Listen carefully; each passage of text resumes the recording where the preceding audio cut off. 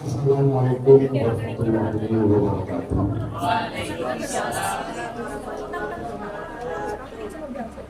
Semasa kecil, karena saya hidup dibesarkan oleh nenek dan buyut, Inju, katanya orang Madura. Inju itu memanggil saya dengan nama Drohit. Telinganya teman-teman itu mungkin untuk mengucapkan Drohit itu sulit. Lepangan kebangan oleh Doi. Ya sudah, sekarang besar dipanggil Doi. Saya lahir tanggal 5 Mei 1960. Setelah besar, saya nanya sama lama. Nah, saya kok dikasih nama Hidrohit ini gimana ceritanya? Ternyata pada tanggal itu Amerika mencoba berklaim juga, tapi bukan di Jepang lagi. Itu di daerah Alaska. Pada tanggal 5 itu dicoba bom atom yang kedua. Ternyata dahsyat, dapat menghancurkan apa yang dilalui oleh asap bom atom itu. Sehingga nama Hidrohit itu nyantol di situ. Di belakangnya ada nama Sabarudin. Saya nanya, kok di belakang ada Sabarudinnya? Iya, kamu malelo orang dulu. Karena hanya sampai saya bisa meredam kemarahannya itu. Yang saya menerima. Dan sampai sekarang terus terang saya memang sulit untuk marah. Saya belajar marah itu kepada Kak Suhaimi dari beliau yang mendirikan Kak Sebagai Guru. Lalu saya lihat sebentar marah, sebentar marah, tapi marahnya marah benar. Hal yang tidak baik itu lebih banyak. Tak menurut saya, lebihnya keren. Itu kemudian ini cerita pengalaman setelah lulus dari SD ke SMP sampai ke SMA. Tahun 1977 itu saya kelas 2 SMA dan saya dibesarkan oleh guru yang namanya Pak Sumaji. Cita-cita saya dulu itu kok kayaknya enak jadi orang lajur gitu, orang yang kerja di kapal gitu. Soki. Karena setiap saya pulang itu bahannya dengan milk yang di dalamnya ada agar-agarnya itu kalau ditelan itu bisa bisa membuat kemudian hancur dan telan. Itu dulu di Bangkalan tidak ada seperti itu. Kalau masa-masa sekarang ada lamaran. Kemudian telat. Sudah belum datang saya mulai enak jadi orang kaya ya. Jadi dari itu mulai SD cita-cita saya itu sudah ada. Saya berpikir orang lajur. Karena enak untuk orang kaya itu. Setelah mengalami tahap demi tahap, SMP lulus, cita-cita saya harus masuk ke sekolah STM. Karena di Bangkalan dulu ada STM. Ini saya masuk harus ke jurusan SIP untuk memudahkan kerja di kapal. Tahu-tahu tahun 76 STM-nya berubah. Karena STM itu sekolahnya di kode dulu di situ. Nah kemudian patah semangat saya, tapi masih berkeinginan untuk itu. Ketika teman-teman melihat kakak-kakak kelas pulang dari SMA, kayaknya ceria banget gitu. Muncul, enggak apa-apa masuk SMA, nanti saya pedalami bahasa Inggris. And now I just remember, itu masih ingat. Karena melekat bercita-cita itu memang harus tinggi. Saya harus mampu berbahasa Inggris, lulus SMA, saya harus masuk akademi bahasa asing. Dari situ saya menguasai bahasa Inggris, kita anak berkomen. Setelah mengalami proses demi proses, SMA kelas 1, kemudian kelas 2 beralih.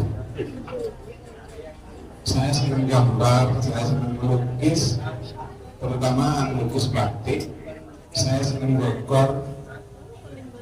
Karena waktu SMA, kebetulan saya SPP itu orang tua tidak ikut bayar. Dulu waktu kelas 1 itu ada pelajaran namanya merangkai janur. Itu ternyata menjadi modal sampai saya bekerja. Kalau zaman dulu itu tahun 75, dekor itu paling mahal 300.000. Itu 2 lembar mayang sama 4 yang harus dibuat itu. Belanja bahan habisnya paling tidak 150. 150-nya untuk jadi kain. Karena yang kerja banyak 4 orang dibagi 2, 75 ribuan. SPP saat itu masih 1.000 SMA itu. Uang 75.000 cuma 12.000 diambil untuk bayar SPP. Jadi orang tua bebas bayar. Itu mulai SMA lah akademi. Dan itu terus. Kemudian tahun 1977 saya kelas 2, itu ada lomba dulu dari Departemen Pendidikan dan Kebudayaan Republik Indonesia. Itu setiap tahun mesti mengadakan lomba mengarang legenda rakyat. Saya punya referensi satu buku karya dari Kanjeng Zainal Fatah. Karya-karya itu ternyata banyak menceritakan tentang manusia. Salah satu di antaranya adalah makam agung. Di sana ada namanya Raden Prakaletmo. Itu yang saya jadikan dasar. Sehingga sampai sekarang dikenal makam Islam agung. Mengikuti tahapan lomba itu mulai dari tingkat provinsi, karya saya masuk tingkat pusat, akhirnya menang di tingkat pusat, kemudian menjadi hak milik Balai Pustaka dan disebar ke seluruh Indonesia. Sebetulnya malu, karena begitu saya bekerja senang berselancar, saya masuk ke arsipnya di Universitas Leiden.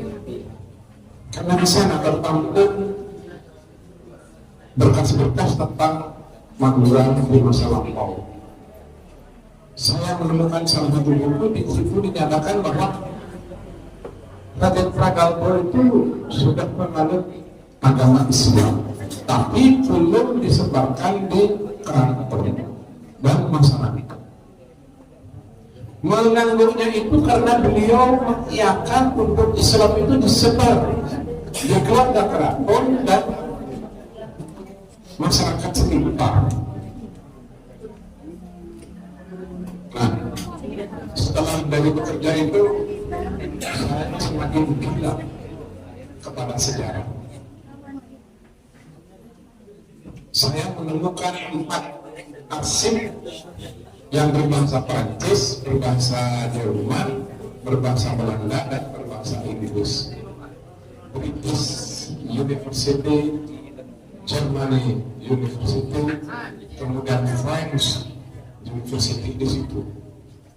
Dan ceritanya hampir sama. Di situ saya lebih banyak belajar, karena saya beranggapan mereka mesti mempunyai sumber yang utama. Dari mana? Dari keraton. Keraton Bangkulon. Ini saya cerita Madura di masa lampau. Karena pada abad 12, betul setelah kemenangan Kertanegara dari Jaya Katuang yang menjadi technical war, jadi taktik perang itu adalah Arya Wiraraja, sehingga memenangkan peperangan itu. Tapi Kertanegara karantin, jangan-jangan Arya Wiraraja ini nanti membelot, kemudian saya yang ditumbangkan. Akhirnya diblokakan Ecelu. Di mana tempatnya? Di Bangwetan. Bangwetan itu adalah bagian Madura yang paling timur. Hanya Sumenep saja. Kalau di Pamekasan namanya Bang Tengah. Yang paling luas adalah Bangkulon, Madura Barat, Sampang, dan Bangkalan.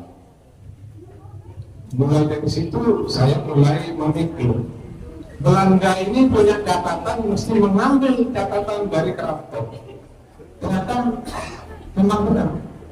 Sampai sekarang catatan keraton itu tidak pernah saya temui. Karya-karya dari keraton itu tidak dapat saya temukan. Padahal sudah jelajah ya, Om. Ya. Akhirnya mereka itu mengambil berkas-berkas itu dibawa ke Belanda, karena VOC adalah bentuk persekutuan. Di situ ada Inggris, ada Perancis, ada Cina. Jadi bukan hanya Belanda saja VOC itu. Salah satu di antaranya Cina juga. Jadi kalau Cina sangat merajalela dengan Madura atau di Indonesia, ya karena mereka tergabung dalam VOC. Dan tenaga yang dipakai oleh VOC terbentuk dengan namanya kapitan. Kalau di Madura atau di Bangkalan ada namanya kapten, itu di KPP, di tempatnya Nyaliti itu ke belakang itu ada. Dulu ada SD namanya SD KPP, KPP 1. Di sana ada pabrik esnya, ada masuk dan lain sebagainya. Nah, dari situ saya semakin yakin bahwa berkas-berkas yang dari keraton itu sudah dibawa ke Inggris. Pernah saya membaca, Madura ini akan dijadikan negara kedua Belanda. Sama seperti Timur-Timur yang menjadi negara bagian dari Portugal. Negara rencananya dulu memang mau dipakai untuk negara.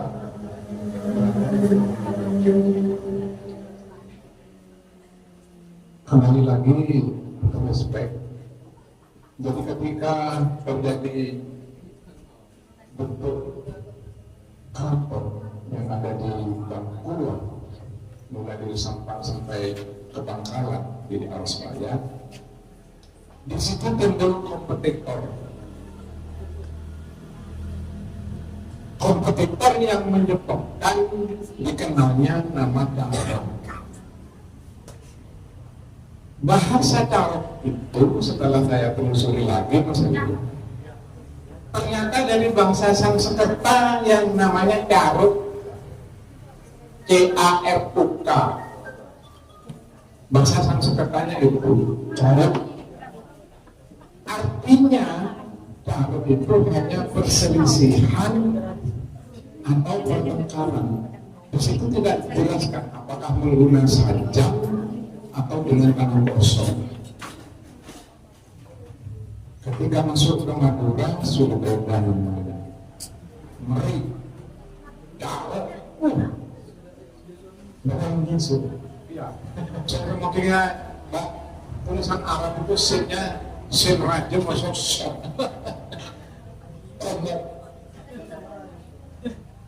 Apa yang terjadi? Satu, Bangsa Madura ini sangat mengagumi kesopanan. Tidak ada orang Madura yang tidak sopan.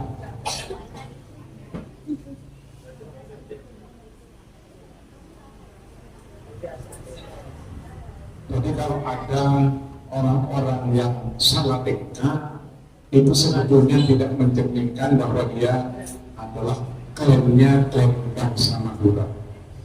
Kenapa saya bilang bangsa Madura, bukan suku Madura? Bangsa Madura punya bahasa sendiri, punya budaya sendiri yang beda dengan daerah-daerah yang lainnya. Pernah menjadi negara.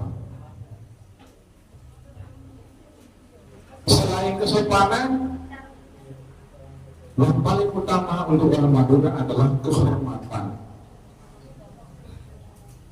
Pantang orang Madura dimarahi di banyak orang. Orang Madura lebih senang kalau dimarahi cuma berdua. Kenapa? Di situ ada nilai kehormatan. Saya marah-marah Mas Ebi tidak bisa di hadapan adik-adik yang saya cintai di sini. Sengaja, jadi begini. Maksudnya apa? Saya menjaga kehormatannya Mas Ebi. Saya juga menjaga kehormatan saya. Itu ciri-ciri orang Madura. Selain kehormatan, Madura amat sangat kental dengan religius atau agama. Orang agama biasanya tahu kalau membunuh itu adalah dosa. Kenapa itu terjadi dan dilakukan? Kembali lagi kepada kehormatan, menjaga kehormatan, sehingga ada ikon Madura yang sebetulnya biasa-biasa saja, tapi ini akhirnya menjadi yang paling fatal. Etel mata anak pada Allah. Kalau sekarang berpengertian seperti itu beda. Daripada saya malu di banyak orang, lebih baik saya mati. Dari itu yang menjadi jadi pegangan orang-orang Madura itu.